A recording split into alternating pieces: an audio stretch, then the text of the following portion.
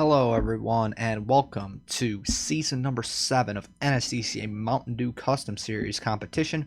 We're here in sunny Daytona Beach, Florida for the Workpro Duels. These 15-lap duels, we've got two of them, and it'll set the field for the Valvoline 200 to kick off season number 7.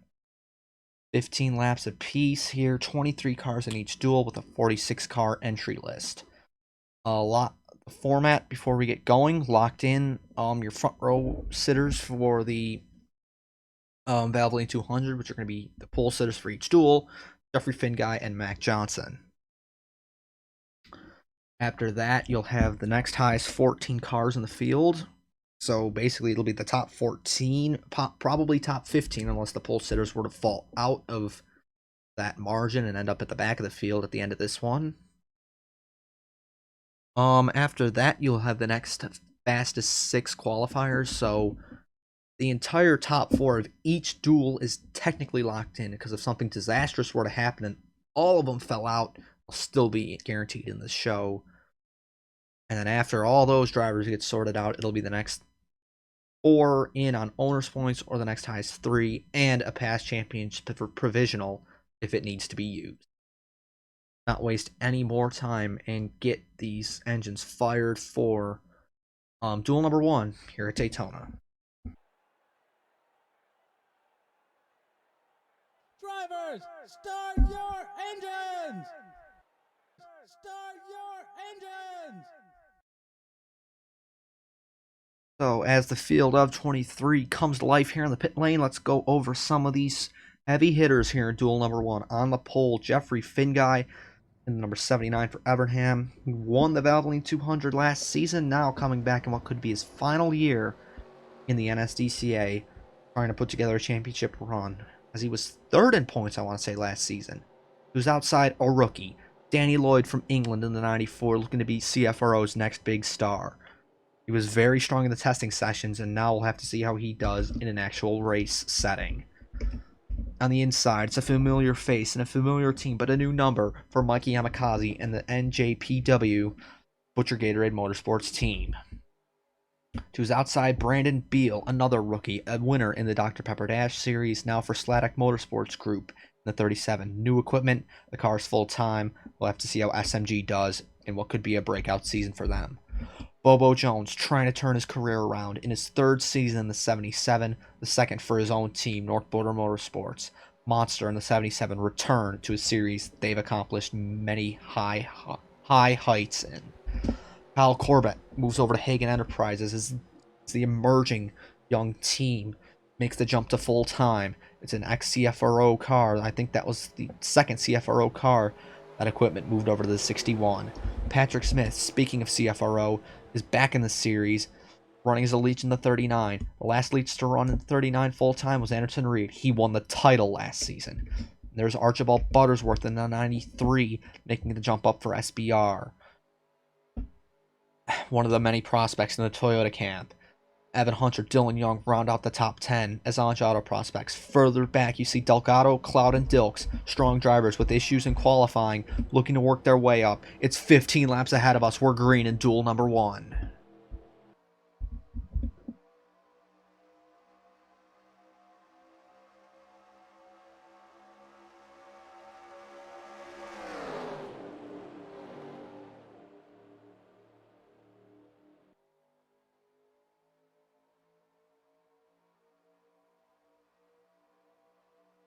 It'll take these cars a little while to get up to speed, but Jeffrey Finguy wants to put himself out front early. As boy, here comes Patrick Smith with a head of steam on the bottom with Evan Hunter pushing him. We've got a lot of red and white cars in the field this year.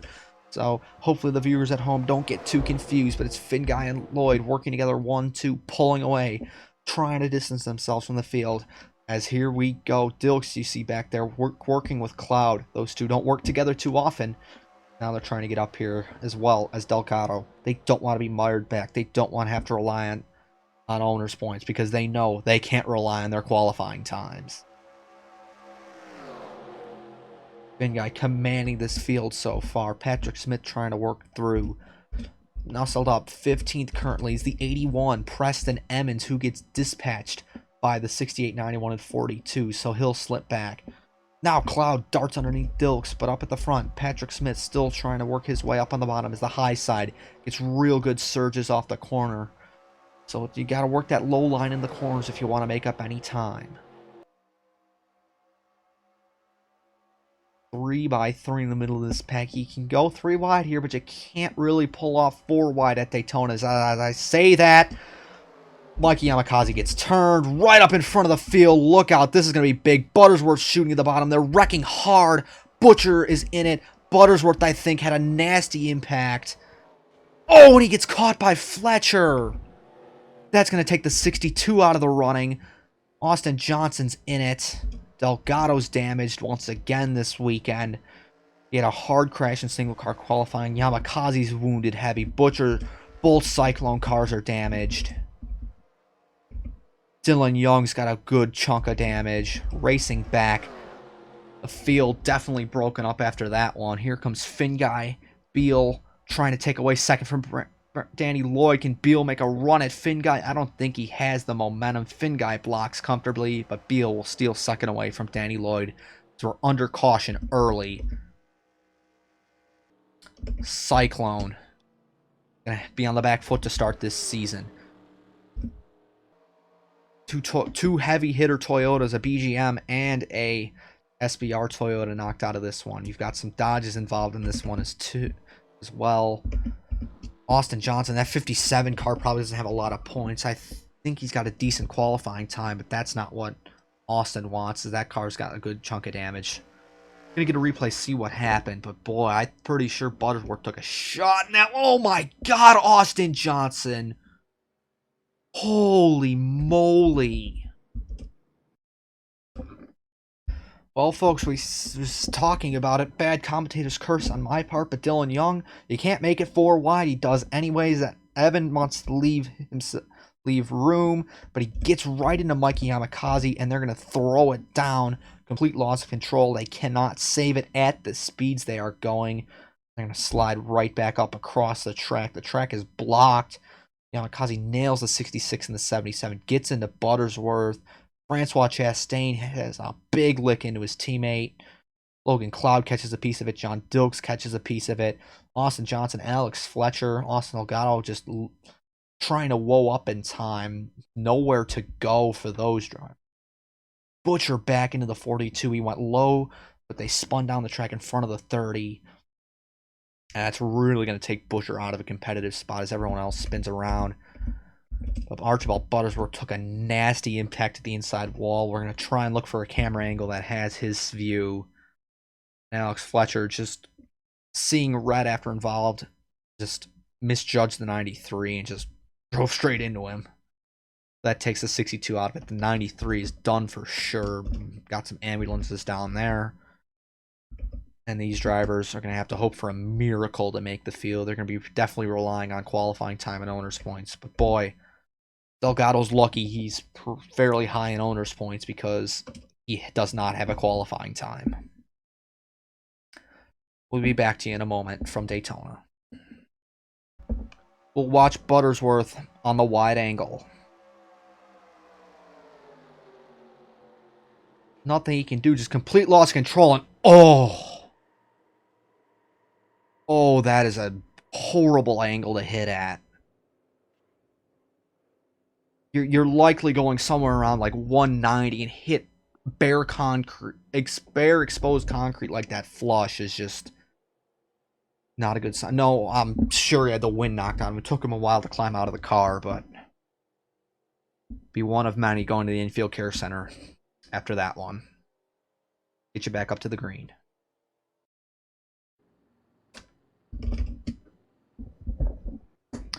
And welcome back to coverage of the Workpro Duels here at Daytona to kick off season number 7 of the Mountain Dew Custom Series.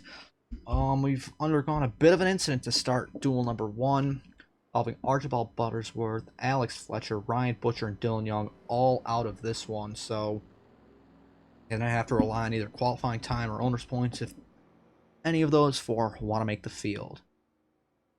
Currently, our top 10, Jeffrey Finguy, Brandon Beal, Danny Lloyd, Patrick Smith, Kyle Corbett, Evan Hunter, Gunnar Matheson, Logan Cloud, Bobo Jones, and John Dilks. I know Bobo and Dilks have a little bit of damage. Francois Chastain in 11th has damage. Emmons, Austin Johnson, Delgado, and Aiden Smith, your top 15. I know the 57 and 42 also have damage. So for drivers like Aiden Smith, Indy Zandervolt, Mitchell Collins, Lotus Disparito, they're trying to get in that top 15 because they have very low speed and either very low or no owner's points at all. So they need to be in that top 14, and this might be the best shot for them to accomplish that. Mikey Amikaze, see back there, I believe he came down to pit under that caution for his damage as well.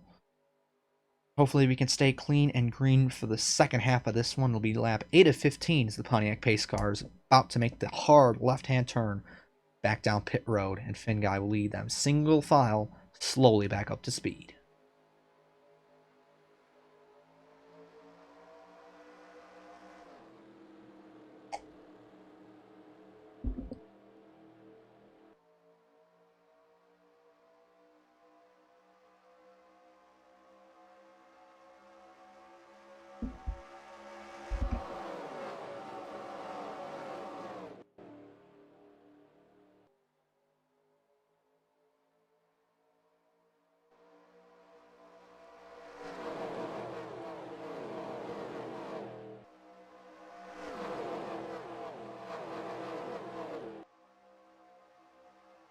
Already you see Patrick Smith, Kyle Corbett, Logan Cloud trying to work together. Dodges on the bottom, trying to get by Brandon Beal here.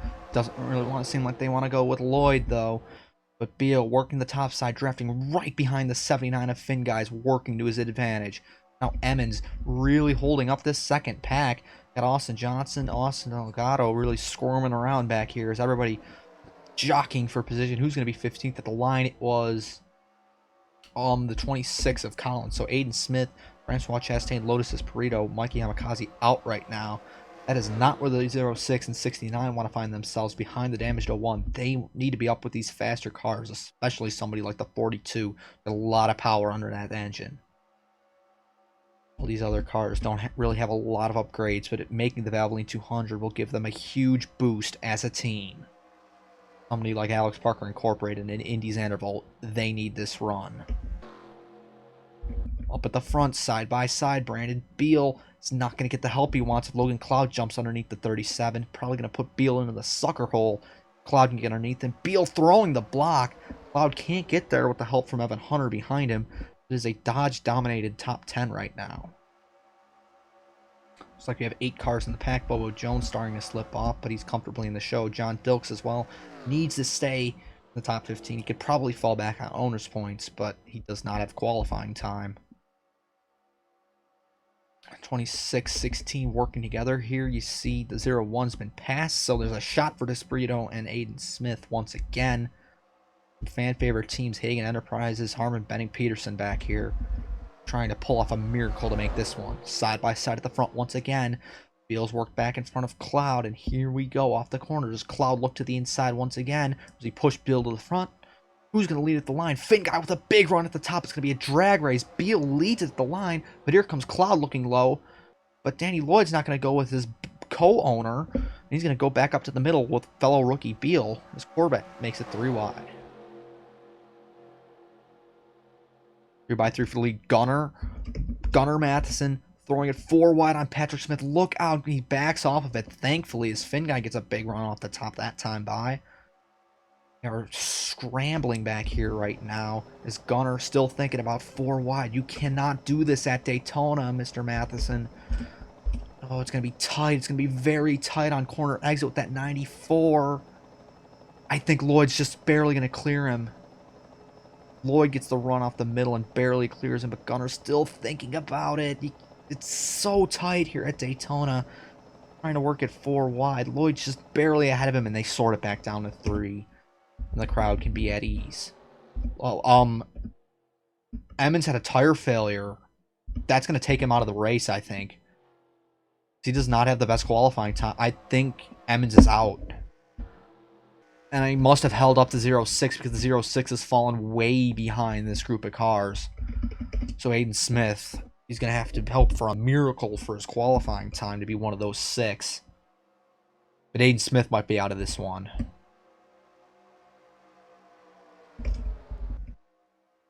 Here by 3 at the front. Here comes Logan Cloud, Kyle Corbett, Finn Guy all over the side of his teammate. You got 3 Evernham cars in this tiny group at 8. 3 by 3. 3 to go in duel number 1. Gunner is committed to making that middle line work, trying to get underneath Cloud, but Finn Guy clears going into 1. A big power move. Does not take the bottom, though. He's sticking with that middle that has proven him well this year. Brandon Beal does not know who he wants to go with. 6 Dodges up here. 1 Ford, 1 Toyota. Back to the middle of the field. They're still racing. I mean, everyone currently in this group of cars is in because Finn Guy is still out at front. Unless they wreck, Aiden's out. Here comes Kyle Corbett. We've got a new leader at Daytona. It's Kyle Corbett in his sophomore year. The Orange Theory 61 and Hagen Enterprises making a statement by leading this one late. Evan Hunter going to try and prove him wrong, working with the 2 non-Dodges on the bottom. Top line, more organized. Corbett throws it into the corner, but he does not move down in time. Here comes Evan Hunter with a run. Cloud trying to stick with his Evernham teammates, but possibly thinking out of it. Thinking, can he get the dual win from starting deep in this field? Brandon Beal looking, the only driver on the inside that's going to cost him time. The outside line, Corbett trying to commit to it. Oh, Brandon tries to get underneath Evan Hunter. He does. Beal and Matheson, the 2 non-Dodges working together. It's going to be tight off the corner here. Coming to the white flag. Excuse me, but Corbett clear out front. They're 3 by 3 behind the New Jerseyan. Here we go to end duel number 1. One last look back at the transfer spot. Finn Guy, we're not going to look because here comes Finn Guy to the bottom. We can look now. Here, they're organized. They've run into John Dilks and Bobo Jones, so we might get some position shakeups, but that's still a top 15. They're all going to be in. And Jeffrey Finn Guy back to the race lead. Corbett had it, and now he's lost it.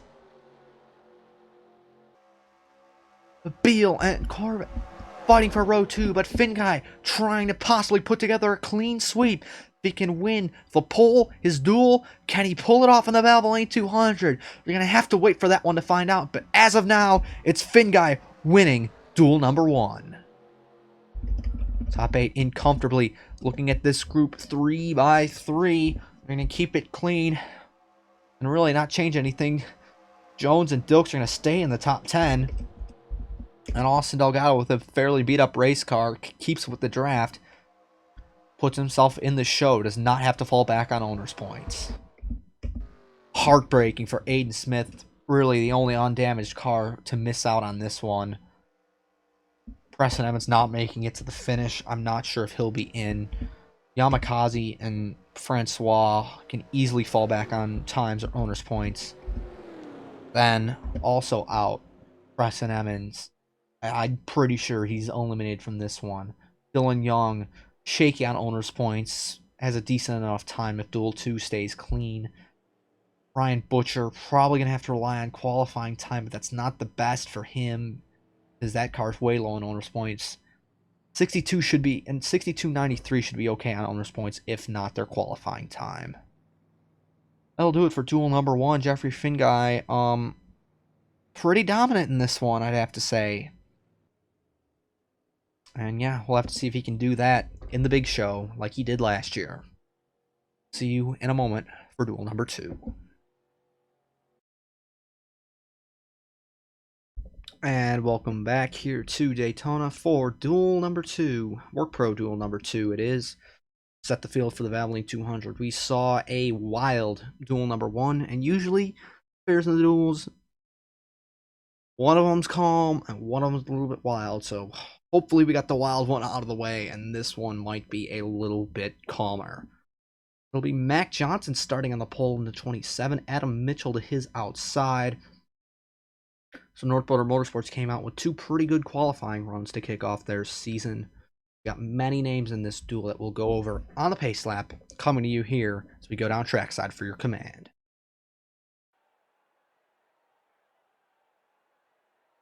Drivers, start your engines! This field of 23 warms their cars up for another 15 laps of action, and things will get interesting. See another wreck, and we see more heavy hitters outside of the top 14/15.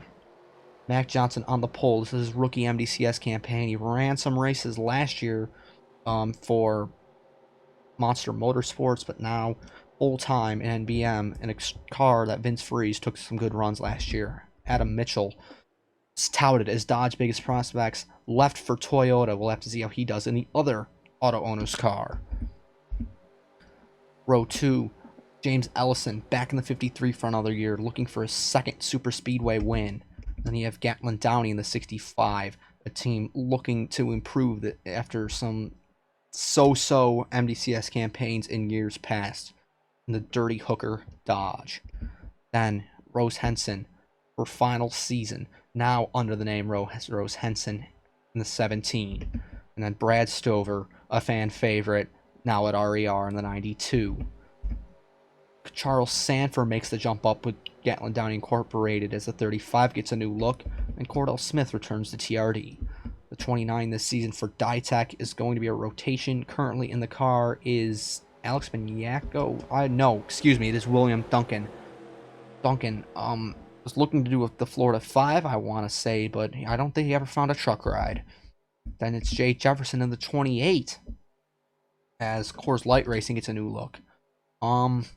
Had 3 cars set no time in the back. That would be Luke Evans, Christian Vargas, and Anderson Reed. Not as stout as the drivers who failed to set times in duel number 1, but nonetheless, still expected to make some ground up because those are some stronger cars. Green, duel number 2, underway.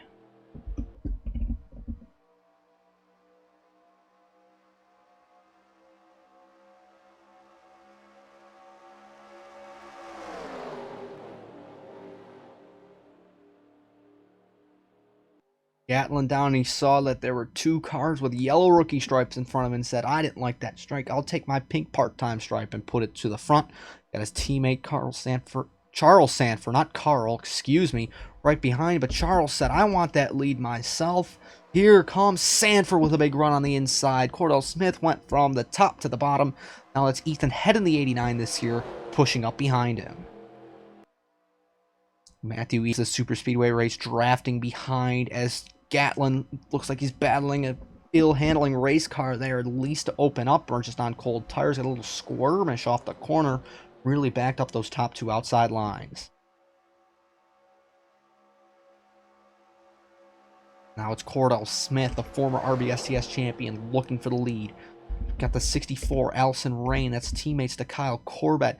Is Rain going to throw it 4 wide? 4 wide does not work here. Allie, don't do it, please. Scott Roush in tow. Roush now an MDCS race winner. Ethan Head pushing to the bottom of the 89. I don't think he's going to get there by time in the corner. Cordell should be able to block that run. He does not. Here comes Shepard Racing. Ethan Head to the point, possibly, if he can get the run off the corner. Ooh, topside getting a little bit anxious there with some strong drivers nearly rubbing up against the wall. Currently the transfer spot is the 9. Is that Kukulon? Yes, it is. Sebastian Kukulon for Kyle Corbett Motorsports is there in the MDCS this year. Evans and Vargas trying to hang on to the lead draft. Nathan Stapleton, Larry Hagan. Hagan's trying to run a Florida 5. Then you've got the 23, KT Larson, Sam Picard. This is a full-time car struggling.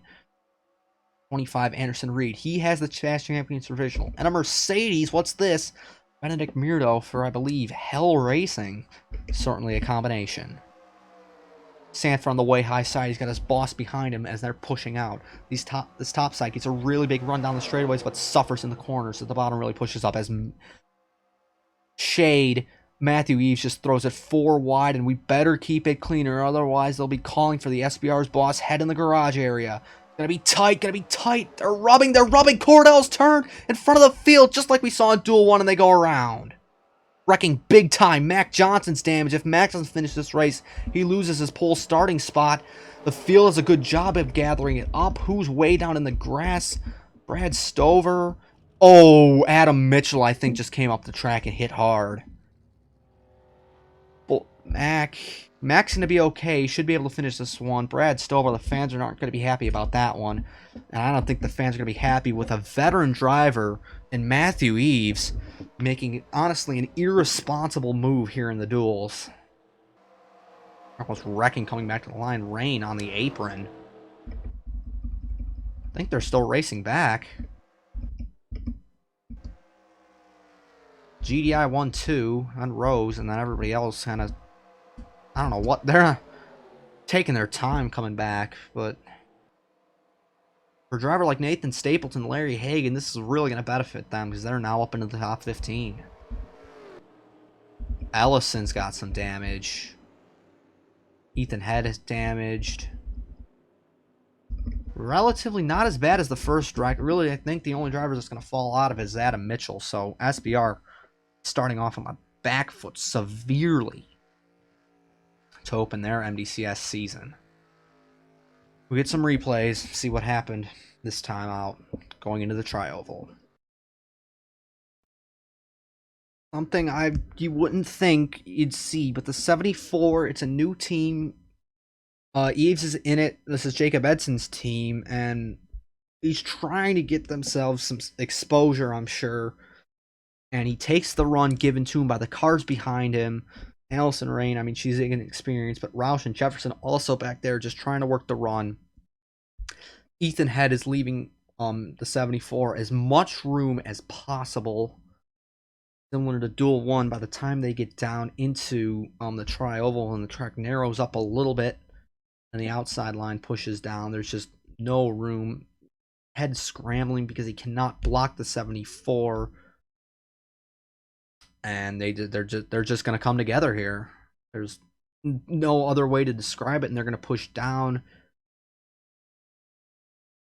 Not across Eve's bumper, just themselves, and Cordell drifts out. Roof flaps do their job, but just turn in front of the field. There's only so much you can do, and they slide together. I mean, Head almost had it saved, but Cordell came back up and hooked him across the track into Ellison. Eve saves it kind of as they all scramble, but then watch the 83, Adam Mitchell trying to woe it up. He's got the car locked down, sliding on the brakes. These tires are skidding. Holding on for dear life. He lets off the throttle, gasses it up, thinks he has it saved, but a hard impact into the concrete wall on the inside to end his day. Tough break for a driver who was almost on the front row before he got knocked off of it. Supposed to be starting, could have been starting very high up. He was definitely a threat to win, but now he's out of it early. Get another angle of this one, don't worry, folks. On board, Brad Stover.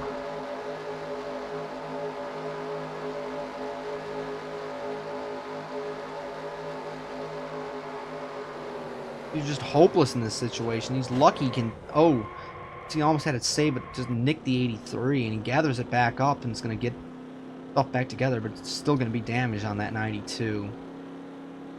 Fortunately, just out of his control.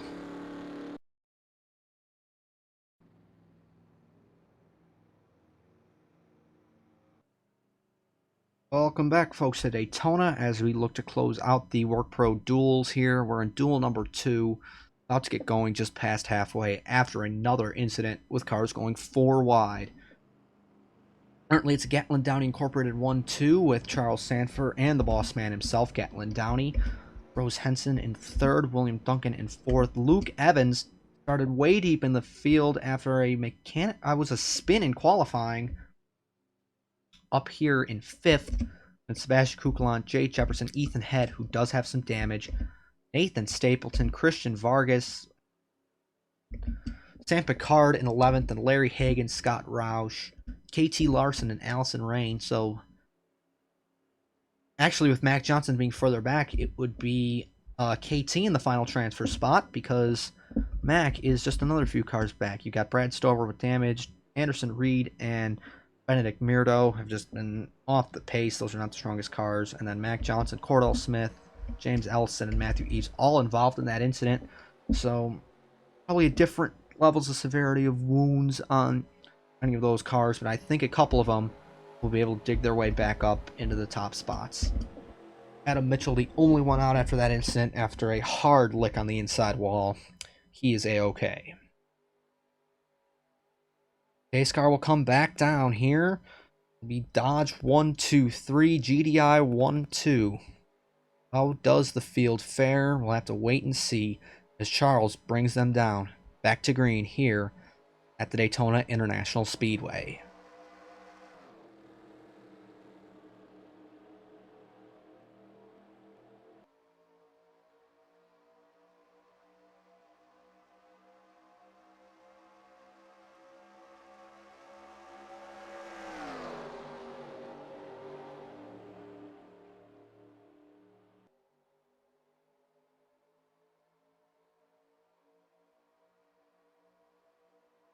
Rose, known for being aggressive, jumped up high on the restart, but Duncan now battling underneath the 17, and now it'll be side by side at the front as Gatlin wants to lead over his teammate, possibly show Charles a thing or two about racing here at these speedways. Knows, even if I'm your boss, I'm not going to cut you any slack.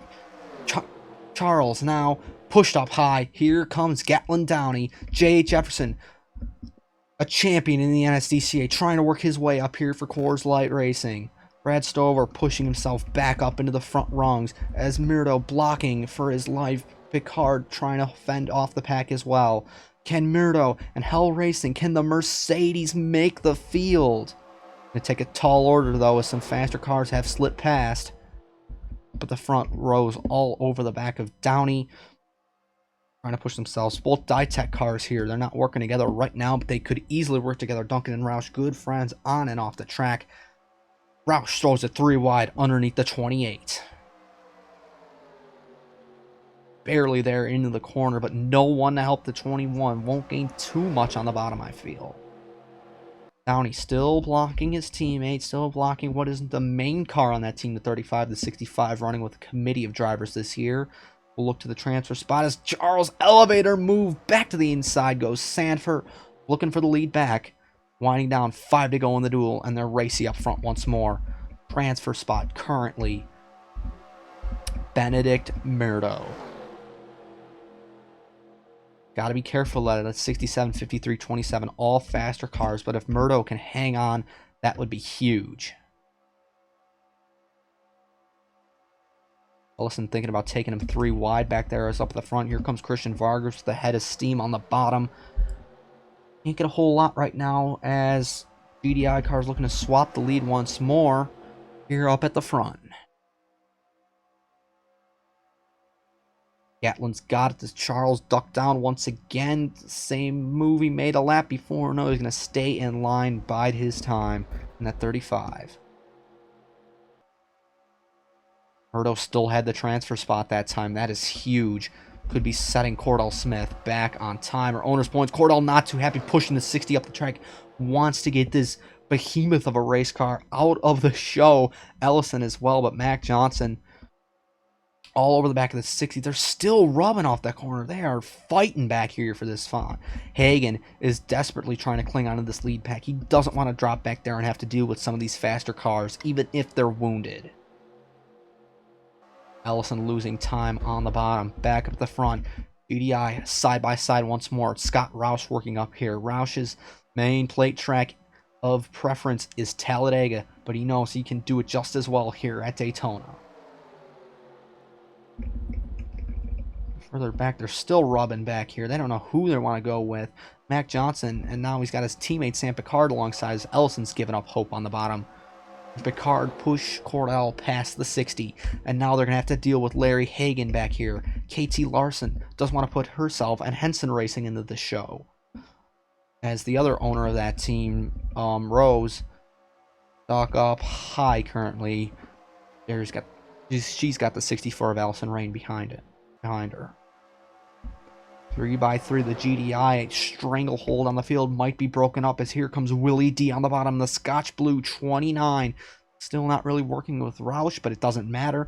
If they can fight it out, they'll fight it out. Still a GDI 1-2 though as they come through the tri-oval. 2 to go at Daytona. Back to the transfer spot. They're 3x3. Look at this. Look at this. Oh, if Matthew Eves throws it 4 wide and they wreck for this final spot in. Basically, it's like the top 2 or 3 in this group are the only ones making it in. Murdo and Hagen stuck up high. That's not what they want. Anderson Reed, if he makes it in on speed, he doesn't have to take the past champions provisional.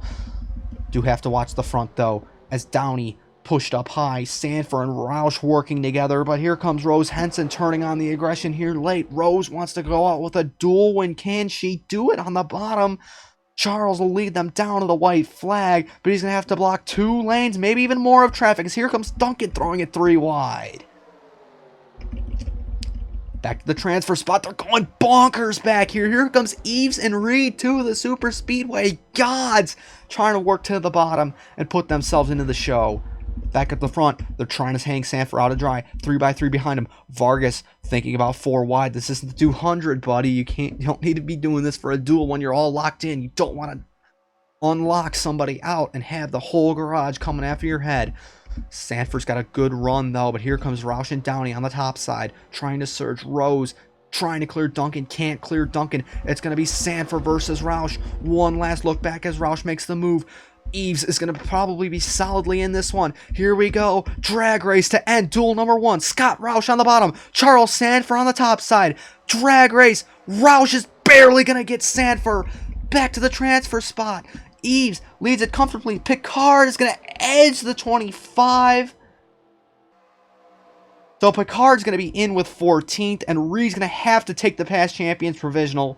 KT Larson super close to making it in 16th. You got to think Cordell's going to have to use Cordell, Ellison. They're going to have to use time, qualifying time. Ethan Head can probably use qualifying time. You got to think of all the drivers in Duel 1 who wrecked out too. Scott Roush, Charles Sanford, Gatlin down. I think they stole the day here in the duels. Some great runs out of those 2. But Scott Roush gets done for Ditech and Toyota at the end. Well, it'll be time to calculate the lineup, and I will be back to you in a moment as the GDI cars are gonna stay out. They don't know if this one's over. It is, buds. Don't worry. I'll be back to you in a moment with who is in and who's out. Your starting lineup for the Valvoline 200 coming up shortly. Alright, folks, it is time to go down the starting order for your Valvoline 200. Front row remains Jeffrey Finguy and Mac Johnson. Following them in row number 2 will be Brandon Beal and Scott Roush. Row number 3 sees the 61 of Kyle Corbett and the 35 of Charles Sanford. Row 4 has the 44 of Evan Hunter and the 65 of Gatlin Downey. Row number 5 has Logan Cloud in the 91 and Rose Henson in the 17. Gunnar Matheson in the 11 and William Duncan in the 29 is row 6. Row 7 is the 39 of Patrick Smith and the 64 of Allison Rain. Row number 7 is the 94 of, Danny Lloyd and 08 of Christian Vargas. Row number 8, I want to say, is the number 77 of Bobo Jones and the 54 of Luke Evans. Row number 9, John Dilks in the 68 and Jay Jefferson in the 28. Row number 10, Mitchell Collins in the 26 and the 92 of Brad Stover. Row number 11 is the 57 of Austin Johnson and the 9 of Sebastian Kukulon. Row following that, row number 13, 12 or 13, I'm sorry, Lotus Desperado and Nathan Stapleton. Then it is the next row, Indy Zandervolt in the 16 and Matthew Eves in the 74. And then the 42 of Austin Delgado and the 07 of Sam Picard. That is row number 15. Next, we have the drivers that made it in on qualifying time. The 4th fastest time is the 83 of Adam Mitchell. The 5th fastest time, which would put him...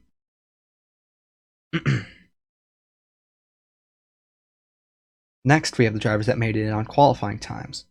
Starting 31st will be Adam Mitchell in the 83, who had the 4th fastest qualifying time. Starting 32nd with the 5th fastest qualifying time was the 20 of Mikey Yamakaze. Starting 33rd, the 8th fastest qualifying time was James Ellison. Starting 34th with the 15th fastest qualifying time is the 93 of Archibald Buttersworth. 16th fastest qualifying time goes to the 67 Cordell Smith. He will start 35th. Starting 36th, the final driver to lock in on qualifying time was the 66 of Dylan Young, who had the 19th fastest time. Then we turn to owners' points to set the final spots. Starting 37th, 4th place in the owner standings last year goes to the 0-1 of Francois Chastain. Starting 38th, the 13th highest owners' points last year, the 62 of Alex Fletcher. And with the 25th place owners' points last year, 89 of Ethan Head will start 39th. Because we have a fast champion in the field who did not make the race, Anderson Reed in the 25 team will start tail end on the field, 40th. This means missing the race, the 06 of Aiden Smith, who was 1 spot shy of transferring. The 23 of KT Larson, who was 2 spots shy of transferring. The 81 of Preston Emmons, who had an unfortunate tire failure, but would have been in the show likely if it had not happened. Larry Hagan, for 2XL, missing the show, ending his hopes at a Florida 5 run. The 30 of Ryan Butcher, who got caught up in the wreck and had 26th place in the owner's standings, 1 spot shy of making it over Ethan Head. Last to D&Q was Benedict Mirdo in the 60, who was running in the transfer spot before he was caught by faster cars. That will do it. Thank you for tuning into the Mountain Dew Custom Series Duels at Daytona, the Workpro Duels. We will see you for the Valvoline 200 in the coming days. Thanks, everyone. Have a good night.